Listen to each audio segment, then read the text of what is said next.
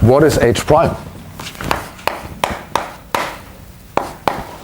Then, well, there's this very simple way to get there, which looks sort of a bit trivial in the first place. Well, H prime obviously is H minus H0. Because that's the partition. You partition H in a H0 and H prime. So H prime is H minus H0. Now, I hope you sort of can remember how the full Hamiltonian looks like, the full electronic Hamiltonian for a molecule. That has this part. It has the one electron, the kinetic energy operators, and the electron nuclear attraction integrals. That's there. But then instead of this, which one could call sort of the Hartree-Fock potential of electron I, instead of this one, you have the proper electron repulsion. Now, both those operators, the full Hamiltonian and our Hartree-Fock Hamiltonian, have the one electron part. So if you subtract them, that goes out. The full Hamiltonian has the proper one electron repulsion, which I can write as 1 over 2 sum over I and J, and that's again over all electrons.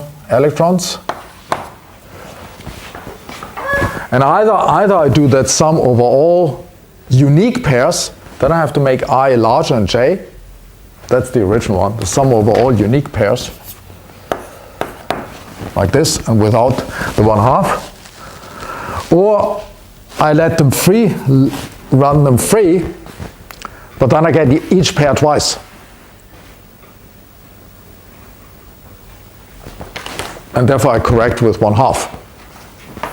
So the 1/2 in front of that, if you've seen that, is simply just to remove the double counting. Yes? What about when I equals J?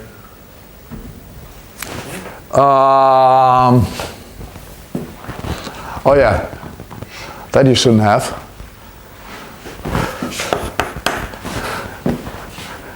At least that, yes. Because otherwise you're going to get something very nasty here in the denominator. Yeah, that's just one atomic units. So that's the proper electron-electron repulsion, the one we have in the original Hamiltonian. So that's H, and then from that we subtract this thing. Minus the sum over Ij, the number of electrons. So I never can write that, electrons. And then I get J minus K, J. Like this. And here we don't have that problem, because if I is equal to J, those two operators are exactly the same. So they cancel each other. Which means in Hartree-Fock theory, up here also, you don't have a self-interaction of the electrons.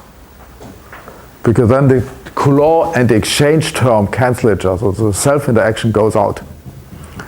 And when Gemma comes next week, she might tell you that unfortunately DFT can't do that, because they have a different exchange operator.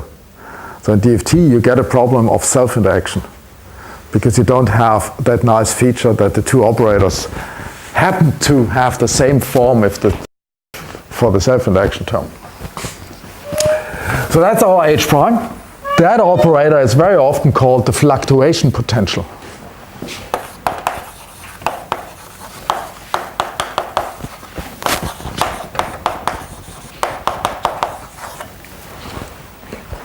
Why is that called the fluctuation potential?